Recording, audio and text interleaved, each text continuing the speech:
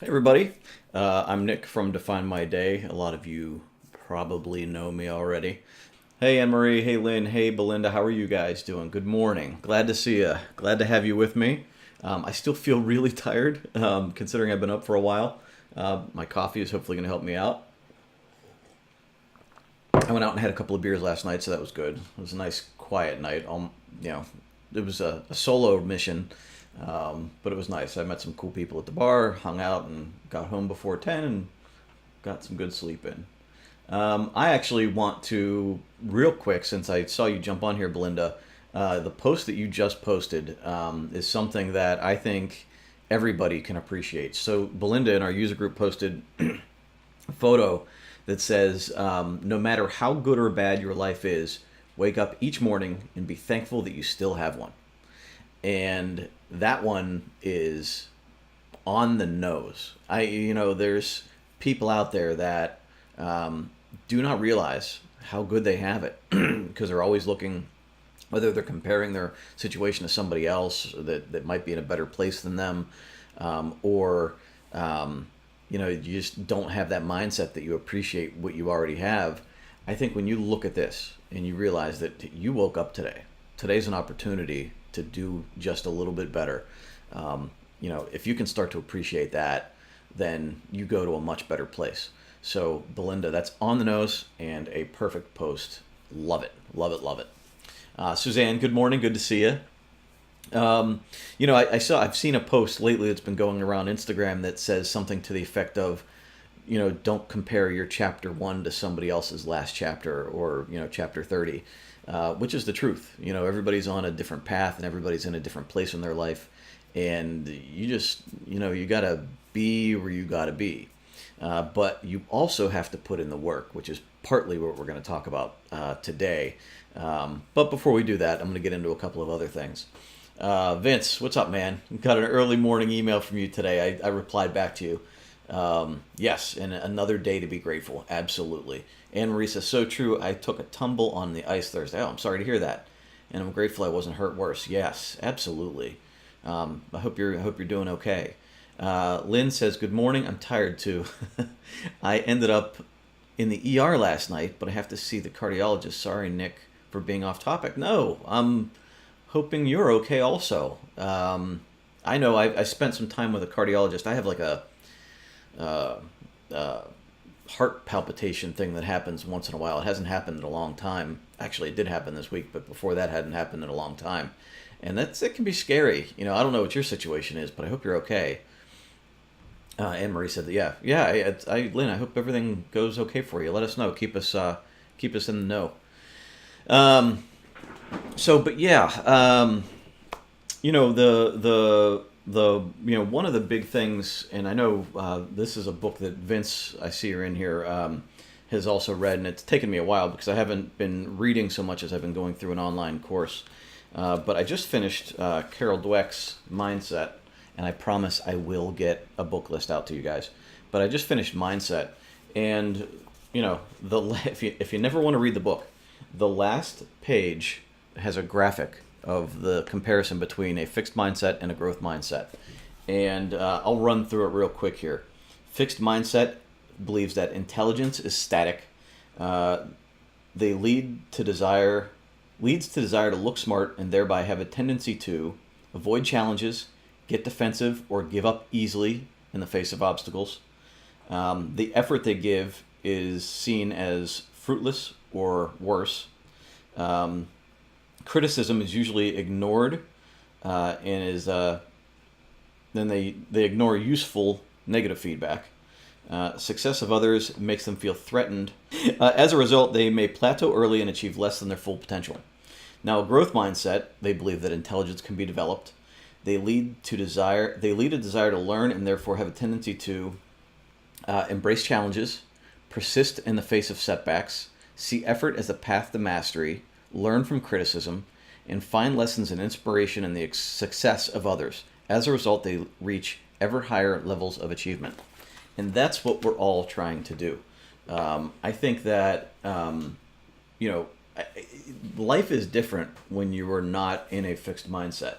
When you realize that any mistake you make, even at the criticism of others, if you can improve on that, if you can make the effort, if you believe you can make the effort and you can do better next time, then you don't feel so hurt and beaten down every misstep you make. You can look at those failures as a way of learning.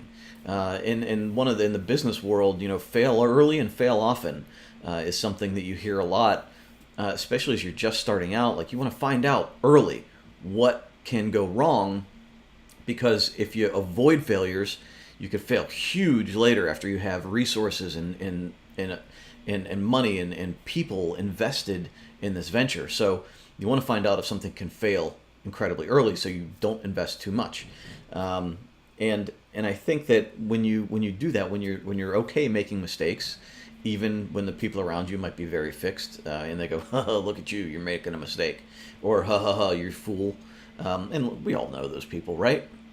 But it doesn't matter. You can look at them and say, okay, well, yeah, I failed. It doesn't matter. I'm gonna do better next time.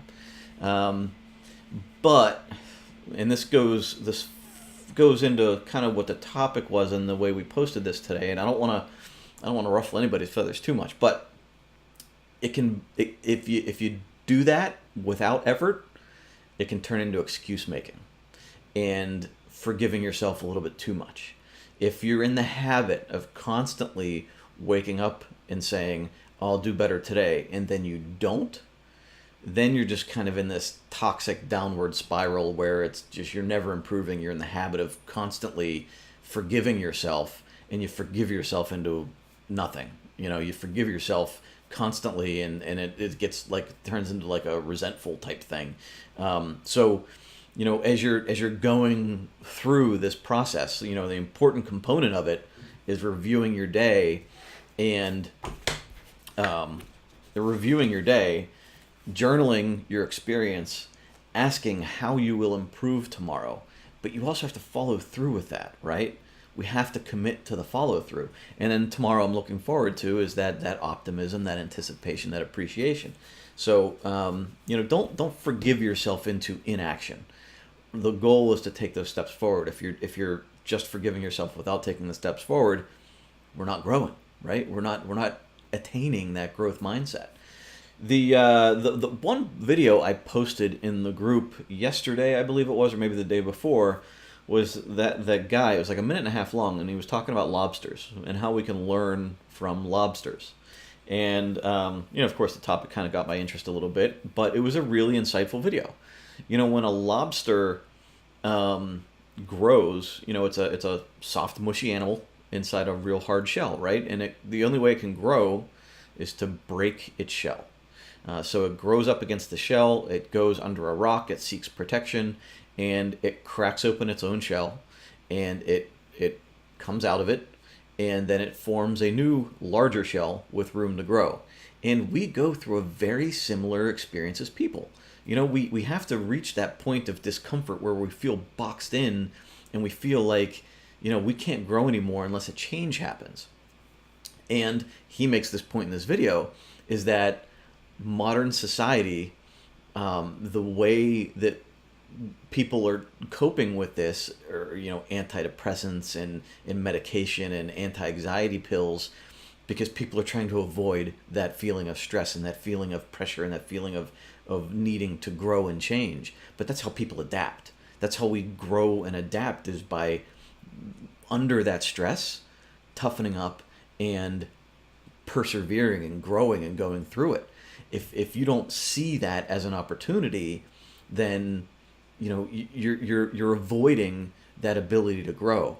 And so if it can happen in a basic animal like a lobster, it can certainly happen in an intelligent creature like you that understands and can grow and understand even more of what's going on around them. So, you gotta not avoid the stress. You gotta not avoid that discomfort, and you have to grow. And there's recent studies that show that while routine, which we try to create with Define My Day, while routine is good to help you become more efficient, you also have to have those times of priority focus, right? Those times of adversity and those times of discomfort to make your brain to stimulate it to grow and to become more intelligent, to become a different, to take it to a different level. So do not avoid discomfort. When you're exercising, if you reach that point of not being able to go any further, when you push through that extra 10% is when your body adapts to become more efficient, to become stronger, to become to grow your cardiovascular system. That's the same thing with this. If you reach a point where you don't feel like you can go on and it's too hard and you want to quit, when you push through, you're developing that ability to push through. You're developing that ability to persevere, that grit muscle, and you become that much stronger. So don't stop. Push through. Get out of the habit of quitting and making excuses. That's my pontificating. Now we'll go on to a couple of other things. If anybody has any questions, throw them up in the comments. Anne-Marie says, very lazy. Haven't done my DMD since fall. Anne-Marie. But back on track today. Good. Friday was rough with muscle pulls, but each day is getting better. Good to hear. Not since fall. Come on. You can do it. I know you can. I'm glad you're still following around, and I know you're still commenting on things in the group, so I appreciate that. So, and you know what? When I started this a couple of years ago with the worksheet, right? I did the same thing as what you're describing. I did okay with it, and then I kind of fell off, and I got, you get that ebb and flow, and it happens with everybody. The point is to just continue on with it. We do the same things with exercise, right? We exercise for a while, we get in shape, and then we fall off. It happens. Oh, since your fall last Thursday. Oh, geez, I misread that. So since your fall, you have not. I gotcha. I read it. Little fall, not capitalized fall. I gotcha. All right. So yeah, good to hear. I'm glad it was only a couple of days. I'm glad you're okay now, and you're back on it. And things like that knock me off quite a bit. I mean, that's like the holidays. Define my day was not nearly as disciplined as it is normally. So I get you. Thank you for clarifying, though. Well, a continuation of that whole growth conversation, right? There's a quote that and I'm not hitting this exactly, but that we need to go through the pain of change if we want to avoid the pain of regret later. So go through the pain of change now, the pain of growth now, then the pain of regret later. And that's it's easy right now to avoid things, but we're building up, we're banking that potential regret in the future. We can't do activities now that don't lead to where we want to go and expect to get to where we want to go. And I think that's a concept that people don't understand. And I'm probably gonna have to say that over and over again every week. If we're on the wrong path, if we're on the path to regret, that's like if we're doing the things right now that are gonna lead to a negative place tomorrow and the day after that and the day after that and the day after that, we're on the wrong path. So we need to change our daily activity to get to where we want to go. Tamara says, is there a way in the future you could leave the daily task blank without pre-entered data? While they are worthy goals, they might not be everyone's goals. No, probably not, actually, Tamara. I think that with that one, the 6 that you're talking about there, and she is talking about at the beginning of each week, we have 6 basic disciplines that are basic to every human. You can white them out, as Anne-Marie is saying, but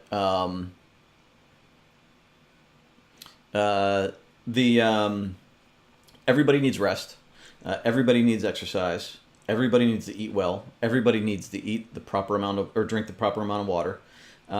Everybody should read or educate themselves every day, and everybody should strive to have positive interactions. That's a way to get people started on the basic tasks. You can white them out, as Anne-Marie says, but I think if you're not doing those 6 things, you're not going to be in a stable place to grow. But we did give you plenty of space to create your own. It's hard to fill up the other spaces. If you want to ignore those ones, you can ignore them, but I would not recommend it. The goal of this book is to help people become the best versions of themselves that they can. And if you want to do that, you have to follow the process. And part of that process is the foundation, those disciplines that you need to do every week, every day. Miracle morning routine, yeah, that's a good routine. That's again, I say that I sort of started my own kind of miracle morning routine, and I ended up reading that book going, this guy already had it laid out, and I probably wouldn't have had to do so much experimenting if I just would have read the book. Came across an article about a woman. She's a neuroscientist. Her name is Sarah Lazar. And in the, this is something that's not a discipline, but it is a discipline for me, and it probably should be for a lot of people. So this woman suffered an injury training for the Boston Marathon, and she started taking up yoga, and there was a lot of hooey that she heard from the yoga instructor, that it wasn't, that it would make her feel better and it would give her better relationships by practicing yoga, like all this stuff that the instructor was saying.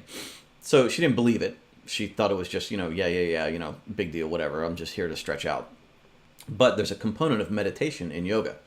And so she started doing more research into meditation, started reading about it and how that it lowers stress, depression, anxiety, pain, and insomnia, and generally leads to a better quality of life. So she decided to do some research into it. So she got two groups together, a control group that didn't meditate, and then a group of 7 to 9 year veterans of meditation. And what she found was that the experienced meditators had more gray matter in their brain. They had the more gray matter in the area of the brain that helps you observe your surrounding environment, which is probably a result of the component of that with meditation is that they tell you to slow down and be more aware, and that's growing that part of your brain. But they also had more gray matter in their frontal cortex, which is related to memory and critical thinking and things. So she looked at 50-year-old meditators, like literally their age is 50 years old, and found that they had as much gray matter as people half their age. So, as a 25-year-old, your brain that was thought is like maximum capacity, right? And then and then your gray matter kind of disappears over time to some degree. We, for a while, didn't believe that you could rebuild that, or that you could, the brain, everybody thought the brain was static. It was a very fixed mindset, literally. And now that we know that that's not true, and people that meditate literally have the same amount of brain capacity as a 25-year-old, which is amazing. So what she did then, she did another study that followed people for 8 weeks through meditation, and found that within 8 weeks, the brain's already started to show an increased layer of brain matter and thickening in those areas of the brain that we just talked about earlier. So you can experience the benefits of meditation within 8 weeks, physical changes of meditation within 8 weeks. And you can do this, they say optimally half an hour, 40 minutes, but it's like exercise for anybody. I meditate 10 minutes a day, although after reading this, I might start doing it more. I think that if you're not doing anything, doing something is better than nothing. So if you're not exercising, walking 10 minutes is better than sitting on the couch all day. So, with this, if you're not meditating at all, give it a shot for 2 minutes, and then try it for 5, work your way up to 10, and if you can get to more, great. I know myself, I still now have times when I meditate for 10 minutes, and when I'm done, I go, man, that was terrible. My mind was all over the place. But then there's other days where it was better. I can't tell you from one day to the next if I had an improvement. But what I can tell you is that my general sense of calm and my ability to focus on things is better. Is it strictly because of meditation? Probably not. There's a lot of other exercises, including the Define My Day practice, that have improved my quality of life overall. But I think it's all a recipe. It's all an ingredient in the recipe of becoming better. And this woman has done science that proves that meditation works. So while you can't grow your muscle, your brain muscle, so that you can see it, it is actually growing in there. So I think that we should all be doing it, and it's hard. It's not an easy habit to get into. It's one of the hardest things that I've ever done.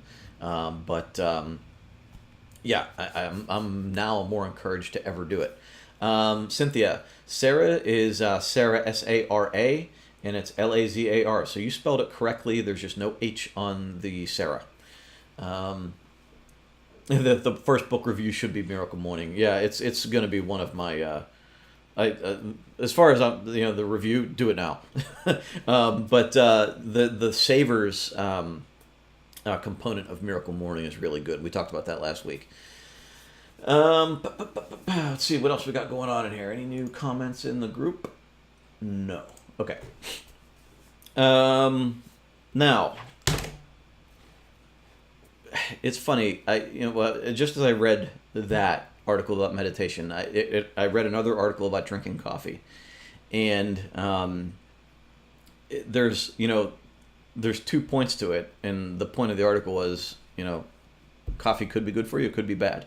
There are studies out there that say coffee can help you live longer. There are studies out there that say coffee can ruin your gut health because it's acidic. It can cause a leaky gut. It can cause increased stress and cortisol and blah blah. But there's also studies on the other side of things that helps your brain clean itself out, and that it there's all sorts of studies going either way with it. And I thought I had the thought that we don't know what's healthy for us. 50 years ago, high carb diets were the norm and was most healthy. Now we're finding that might not be true. Coffee might be really good for us. It might help us live longer. It might not. A glass of wine a day might make you live longer. A glass of wine might kill you earlier. We have no idea. But the one thing I've never seen anything negative about is meditation. And exercise too, right? But meditation has never had a negative article that I've seen, or at least a credible one. So my thought is this: if we just took the things that we know are good for us and did them every day, how much better would we be, right? If we, regardless of what diet you're following, regardless of whether you drink coffee or Diet Coke or whatever, if we did the things that we know are good for us, we got rest, we educated ourselves, we exercised, we meditate, all of these things added up might not overcome all of the bad stuff, but it would certainly make so much of an improvement over where we are now. So piling up the good things to get ourselves over to that path that we talked about at the beginning, right? The path that keeps us going toward that positive future that we want for ourselves. We gotta build those up, and that's what I talk about. When it's I can't put all the credit on meditation for any of the improvement that I've experienced. It's only an ingredient.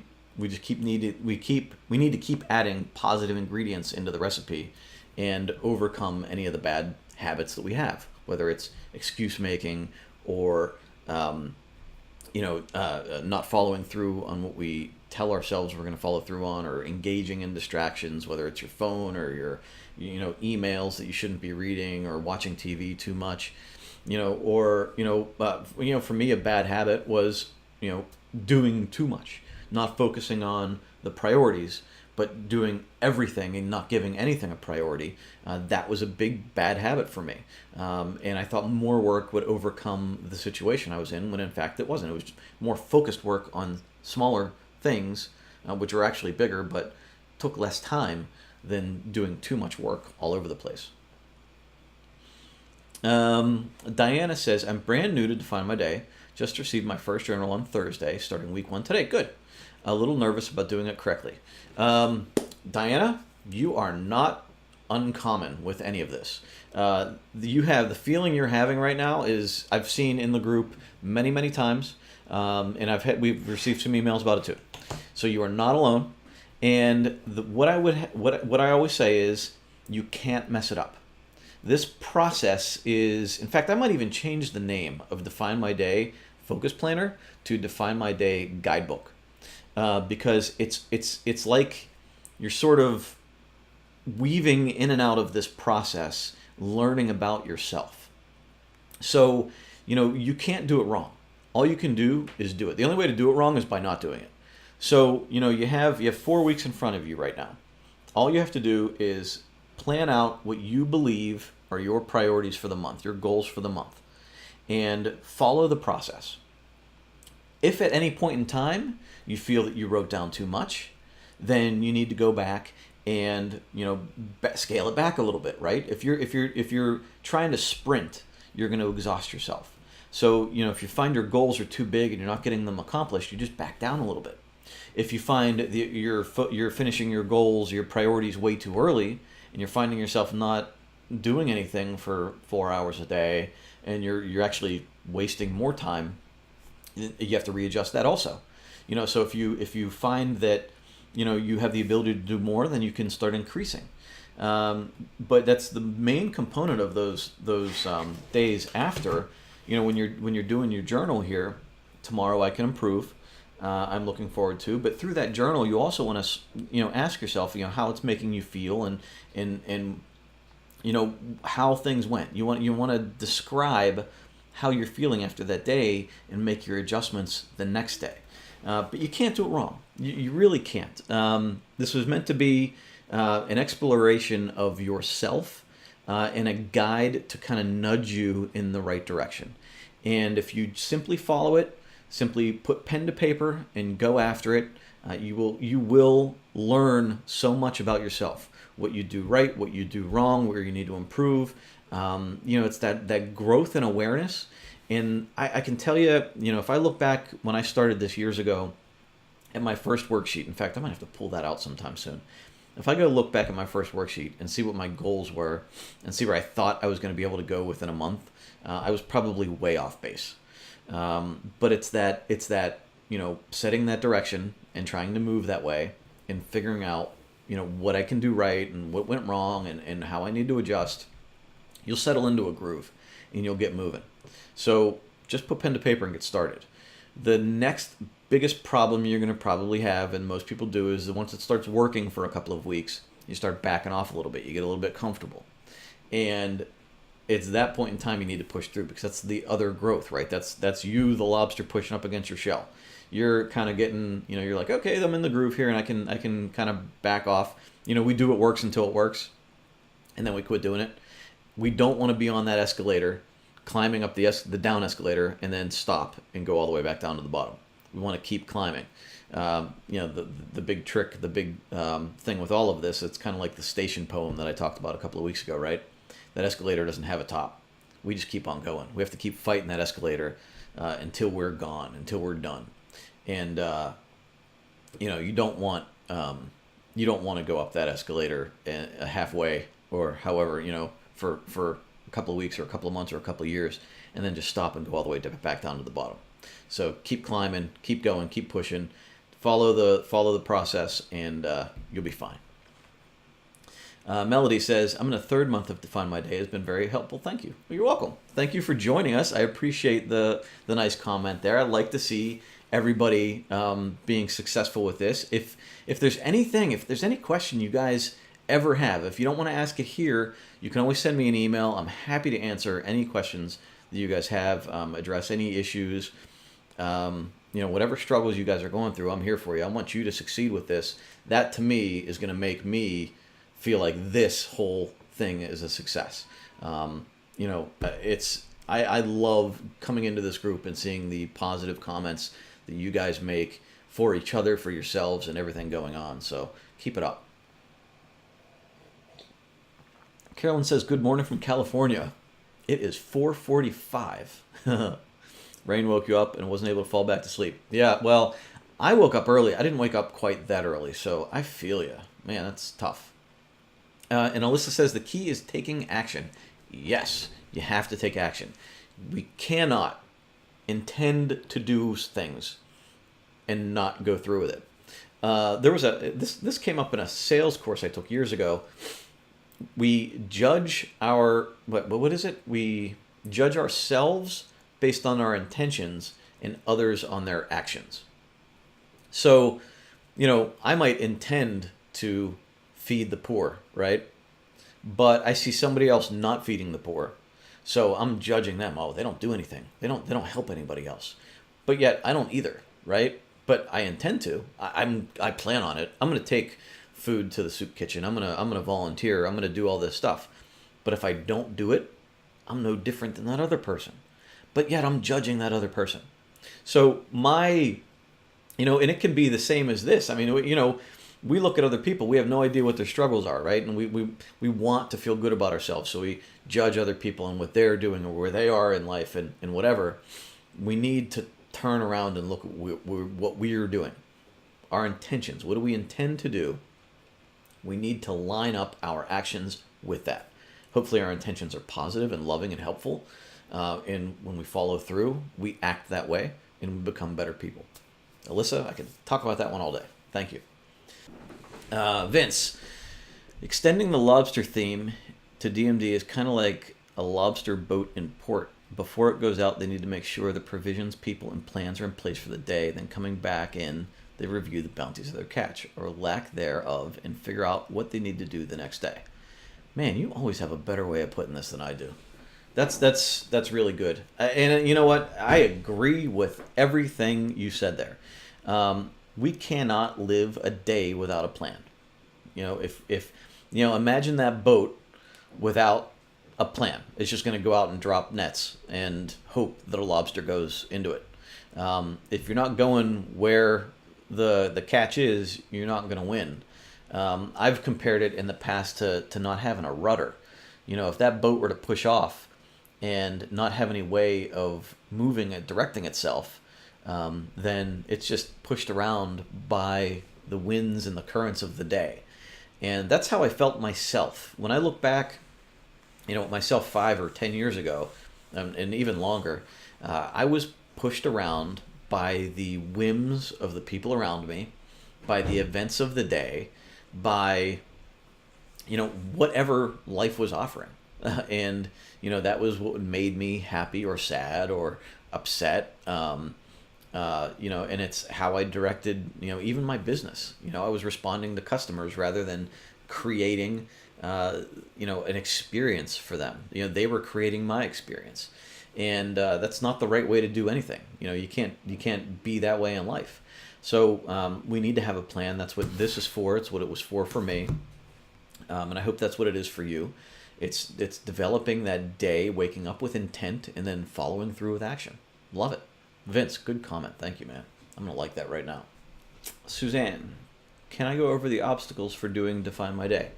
I think the main obstacle is our own heads. I think that, a lot of times, one of the things I see on comments in our ads are people saying, who has time to do this stuff? And, okay, so first of all, we're talking about excuses today, right? So that's an excuse, right? I'm too busy. Anytime somebody says I'm too busy to do this, means it's code for it's not a priority for me. Busy people need more structure. So when, one of the biggest obstacles is people saying, I don't have time. You have 10 minutes. And, the point is to make it a priority so that you can then create that effect on the rest of your day. It's a compound effect, to use Darren Hardy's book, that if you can start with this process, you can positively influence the rest of your day. And seeing that and understanding it. I think another big obstacle with Define My Day is you won't be driven to use it. You won't be driven to do the daily tasks if you don't have a big enough, real enough vision for yourself.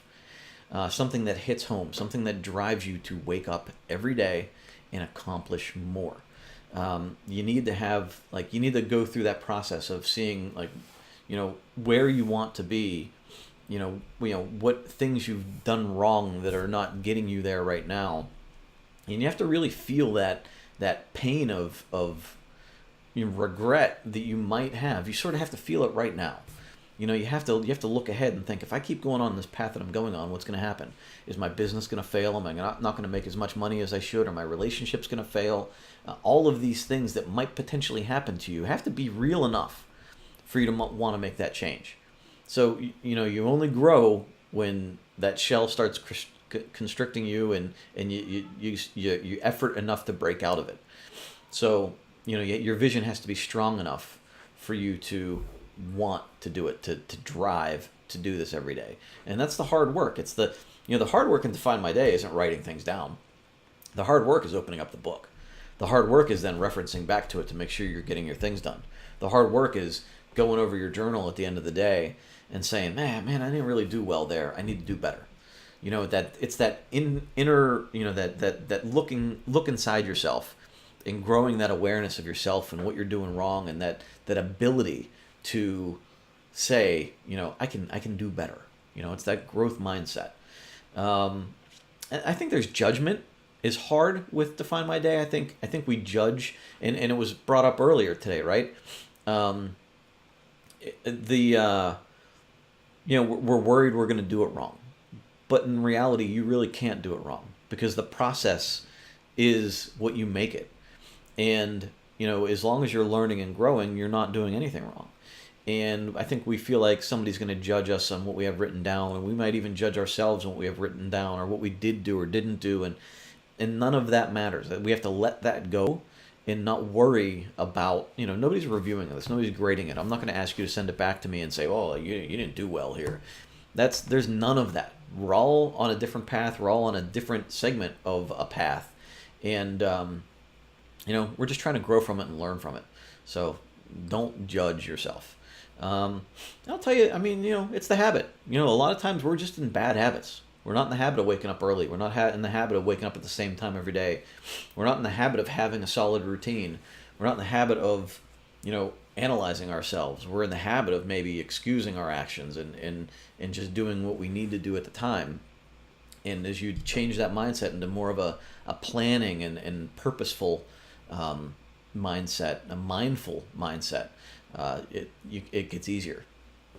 Momentum. This is probably the last thing I would talk about. I think we just need to gain momentum. So start with small things. If you open up the Define My Day book and you say, man, this looks like a lot, then you just start as small as you have to get rolling. And as you gain momentum, you can start adding more into it and bigger things. And it's like a train. When the train is stopped, it takes a lot of work to get it moving, right? It takes a lot of horsepower, and the wheels are slipping, and it's trying to chug along and try to go. But once everything starts rolling, you can't stop it, right? You can't stop a freight train. It is going through anything in its way. Have you ever seen one of those trains go through the snow in Canada? It's crazy. It can't be stopped. But when it does stop, it's just as painful to get it started again. There are moments in my life within the past couple of years where, I've been completely out of balance, whether it was something emotionally or work, whatever it was, when I got out of this habit, and even for a week or two, and then I tried, it was like starting all over again. I was overwhelmed. My mind was cluttered. I look at my thing and I don't even know where to start. And it takes a while. And it's almost like a 2 or 3 week process for me to feel like I'm really building up momentum again.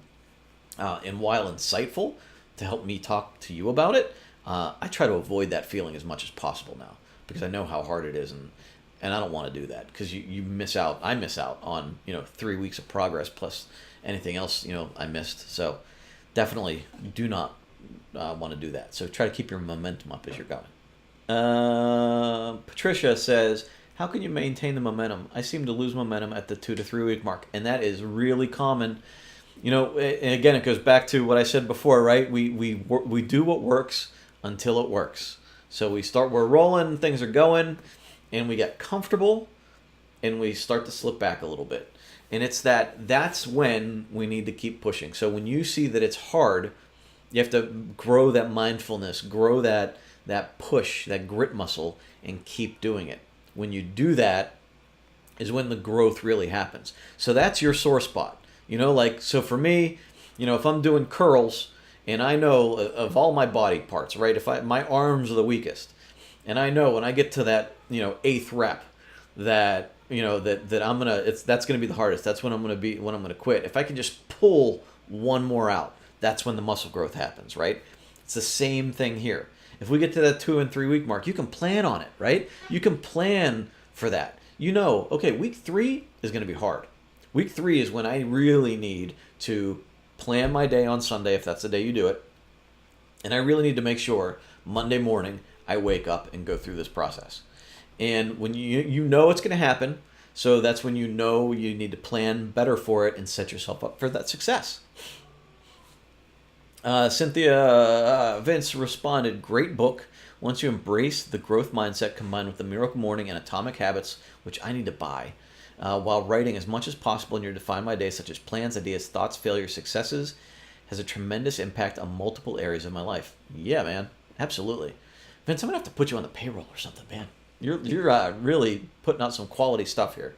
Appreciate you, man. You know, it's and what Vince is doing with all of this is he's stacking positive things on top of each other, right? He's just making, you know, he's saying, okay, I got my Miracle Morning routine. I'm working on that. I'm constantly improving that a little bit every day.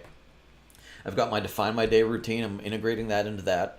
You know, he's doing, you know, the Atomic Habits, and with habits, I read Habit Stacking, and it's if you can create a couple of habits in a row that lead to other healthy habits, you're creating like clusters. You're stacking these habits, and you're growing that ability to become more efficient with your habits. So, and with Vince, and what I'm doing with on my side of things is we're constantly trying to build more healthy things into our lives. And that, you know, we're all in different places, right? Vince is in one place, somebody else might be in another. Somebody else might be just starting, like some people mentioned here, and they got to start small. But as you go with your momentum, it gets so much better. When I was doing my disciplines, when I first started my disciplines, I literally only had these 6 that were in here, right? I don't even know if I had 6. I might have had 4, because I don't think positive interaction and I don't think reading were in here. But I had rest, exercise, eat well, and water. And it took somebody else, watching somebody else's disciplines, who had 30 or more, it took his to get me, to inspire me to start building more into my life. So I probably have about 15 right now, but at some point I had about 28, and I was doing them. I was doing almost all of them every day. Never 100%. I would always miss 1 or 2, but they were all small positive things. You know, for me, it's drinking 2 waters as soon as I wake up in the morning. That's a positive habit. When you drink water first thing in the morning, you're rehydrating your body. It's dehydrated from being asleep all night, and you create your body, this efficiency in your body. I read my affirmations every morning, and I have that as my discipline because I don't read my affirmations every morning. I completely forget every morning. You know, little things like just personal hygiene, washing my face every night before I go to bed, flossing, because I tend to not once in a while if I'm too lazy, if I'm too tired. So before I go to bed, if I'm brushing my teeth, I go, I got to floss. I don't really want to, but it's a discipline. I got to do it. And that's it. I even have things in here like turning off the shower. And I still forget to do this because we have that thing, the knob where it goes up or down. And my wife doesn't like getting hit on the top of the head when she turns on the water. So now I have to make sure that when I get out of the shower, I turn it off. And that's a discipline for me. You know, it might seem trivial or small to a lot of people, but for me, that improves my life. When my wife doesn't get hit in the top of the head with water, my life gets better. You know, I have other things in here like drinking green tea. I drink kombucha or green tea every day because it's supposed to be good for me. Vince liked my old one. I had poop on mine. It was actually short for dog poop. I was cleaning up the dog poop every day. That makes my life better when my yard doesn't have piles of dog poop in it. So, you know, whatever yours might be, your discipline might be 10 minutes of Define My Day every morning. You just got to do it. And it's not something we need to argue with ourselves about. It's not something that we need to debate in our minds. Don't waste the energy. You've decided it when you purchase the book that you're going to give yourself 10 minutes in the morning. It might even be 5. But you're going to do it. You're going to do the process. So when you lay in bed and you go, I don't really want to get out of bed and do this. Or when the kids are screaming at you and they need you and you say, no, I have 10 minutes I got to do for myself. You know, you need to 5, 4, 3, 2, 1, 5-second rule, that stuff. And get up and do it. You've already decided. You just got to do it. And then when you get to week 3 and you know you want to quit, your discipline is to keep going. And that's it. So you keep going. Anne-Marie nodding. One of mine is remove makeup at the end of the day. I don't. If I don't, I'm kicking myself in the morning. Yeah, I'm glad I don't have to go through that. But you're right. It's that's a dumb stuff that just we let things slide. We let ourselves slide, even though we know we shouldn't, and we're telling ourselves, I really shouldn't do that. But then we make up all the excuses, right? We make up excuses about why we can do things, and it doesn't lead to a good place. If you don't want pimples on your face the way I don't want pimples on my face, I gotta wash my face before going to bed. If I don't want to lose my teeth, I gotta floss every night. If I want to be healthier, I gotta eat well. All this stuff we got to do it. We can't make excuses. And for me, as I want to eat snack food, my excuse is, well, tomorrow I won't eat this. All right, but then tomorrow I'm going to say the same thing. So we need to stop that. Stop it. I need to tell myself, stop it. All right. All right. So good talk, everybody. We're coming up on 10 o'clock. Unless anybody else has any other questions, I'm going to get going. Patricia says she's writing in her Define My Day journal right now. Awesome. Good for you. I'll be doing that in about 5 minutes. Belinda says, thanks. Hope everyone has a great week. Me too. I hope everybody has a great week. Hope you start your week off with intention. And I hope you follow that intention up with action. And don't make excuses. To wrap this up in a nice bow, right? So great. Everybody have a great week. Define your day to define your life. And take care.